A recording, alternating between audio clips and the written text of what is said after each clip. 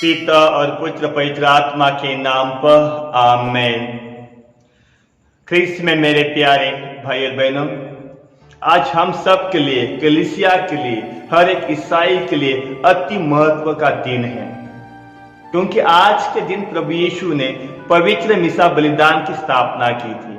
आज के दिन प्रभु यीशु ने पुरोहिता की स्थापना की थी और इसीलिए इन दोनों के बीच में जो संबंध है, पुरोहिता और मिसा बलि का जो संबंध है, वो अति घनिष्ठ संबंध है।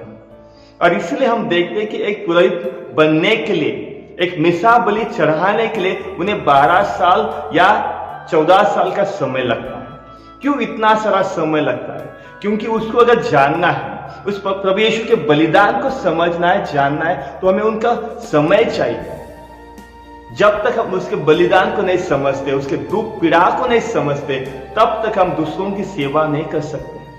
आज के सुसमाचार में हम सुनते हैं कि किस तरह प्रभु यीशु ने, जब उनका आखिरी समय आया, हमारे जीवन में जब हमारा आखिरी समय आता है, किसी का इस दुनिया के जाने का समय आता है, तो अपने बच्चों को, अपने पति को, पत्नी को कुछ सलाह देते हैं कि किस तरह से उन्हें इस जीवन में जीना है।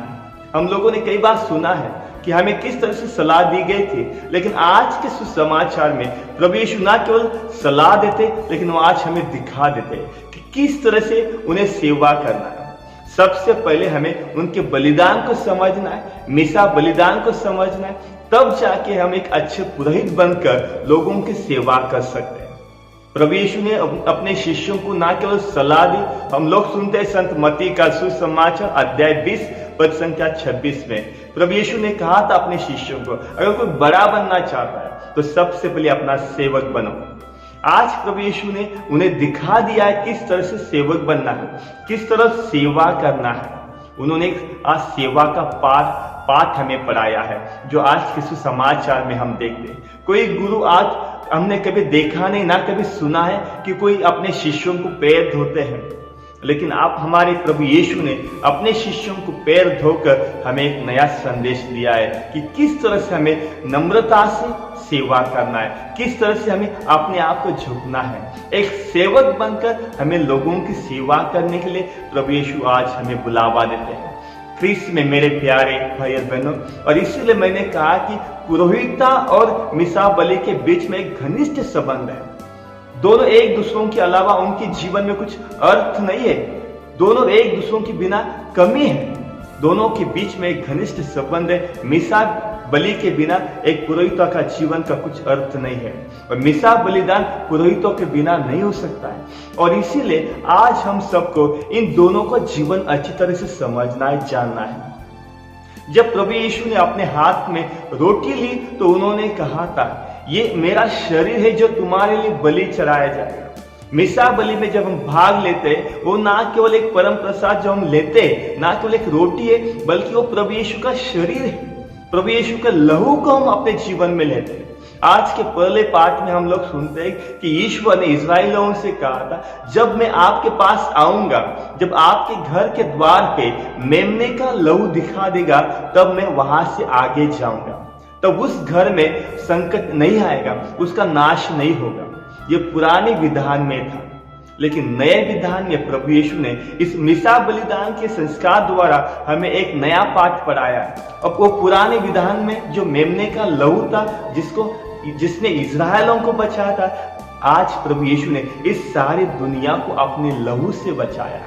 आज वो पुराने विधान का लहू नहीं, बल्कि अपने बेटे के लहू के द्वारा प्रभु यीशु ने हमारे पापों की क्षमा की, हमारी मुक्ति की। और इसीलिए जब भी हम प्रभु यीशु को अपने हृदय में लेते, जब भी हम घर से बाहर निकलते, तो हमें याद रखना चाहिए कि हमारे जीवन उस प्रभु यीशु का लहू है। उस प्रभु यीशु के लहू के द्वारा हमें धोया गया है, और इसीलिए हमें किसी की डरने की जरूरत नहीं, किसी से घबराने की जरूरत नहीं, क्योंकि जब प्रभु यीशु का लहू हमारे ऊपर छिड़का गया है, तो याद रखिए कि हमारा जीवन में मृत्यु हमारे कुछ बिगाड़ने वाले नहीं। जब प्रभु यीशु का लहू उसका पिता देखेगा, तो वो वहां से आगे चला जाएगा। किसी दुख संकट में हम पड़ने वाले नहीं। ख्रीस्त में मेरे प्यारे भाई और बहनों, आज हमें इस विश्वास में आगे बढ़ना है। कई बार हमारे जीवन में हम इसे नहीं समझ पाते। आज प्रभु यीशु हमें समझाते, बताते कि जब आप इस लेंगे तो इसको हमें याद करना है और इसका स्मरण करना है और उनके दिए हुए वचनों पे चलने के लिए आज का बुलावा हमें मिलता है। आज के सुसमाचार में प्रभु यीशु ने जो उदाहरण हमें दिया है कि किस तरह उसने अपने शिष्यों को पैर धोए थे। वो कहते कि अगर मैं गुरु होकर आपके पैर धोता तो आज आपको भी वही करना है। सबसे पहले हमें उस मिसा बलिदान में जो बलिदान दिया गया है, प्रभु यीशु ने हमारे लिए जो दुख कष्ट पीड़ा सह ली है, उसको समझना है, जानना है, तब जाके हम लोगों की सेवा कर सकते हैं।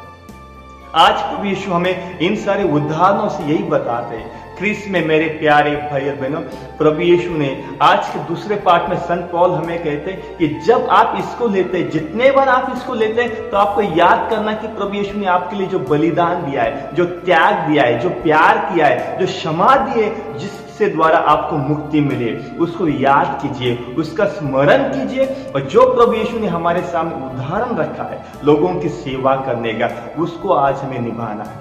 अगर हमारे पुरोहिता के जीवन में मिसा बलि की अगर कमी हो जाती है तो हमारे इस जीवन के लिए कुछ अर्थ नहीं है। और इसीलिए आज प्रभु यीशु हमें फिर से याद दिलाते कि ये दोनों के बीच में का जो घनिष्ठ संबंध है पुरोहिता और मिसा बलि के बीच में। ख्रीस्त में मेरे प्यारे भाई और बहनों, कई बार हम लोग पुरोहितों का जीवन को नहीं समझ पाते, उनके त्याग को नहीं समझ पाते।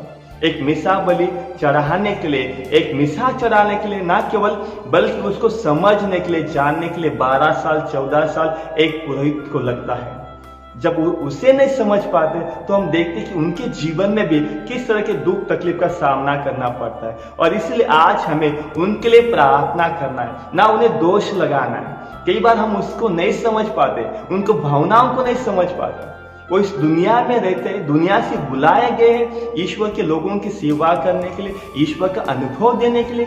तो कभी दुर्बल बनते हैं, कभी वो कमजोर हो जाते हैं। और इसलिए आज हमें उनके लिए प्रार्थना करना है, उनके लिए हमेशा ईश्वर के पास उनको शक्ति मिलने के लिए, ताकि वो ईश्वर से जुड़े रहे, ताकि उसके बलिदान को अच्छी तरह से समझ सके, जो हर दिन वो जो लोगों के लिए चढ़ाते, पवित्र मिसा बलिदान के द्वारा वो लोगों को ईश्वर का अनुभव देते, लोगों के वचनों को सुनाते हैं। और इसीलिए सबसे पहले उनको समझना है।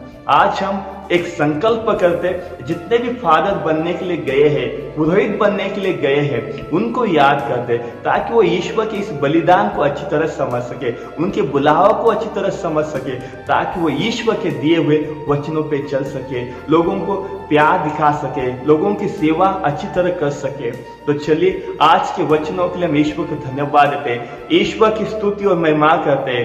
ख्रीस्त में मेरे प्यारे भाई और बहनों, आज के दिन जो प्रभु यीशु ने हम सबको एक सुंदर सा दिन दिया है, जो प्रभु यीशु ने हम सब के लिए इस मिसा बलि में अपनी यादगार छोड़ी है।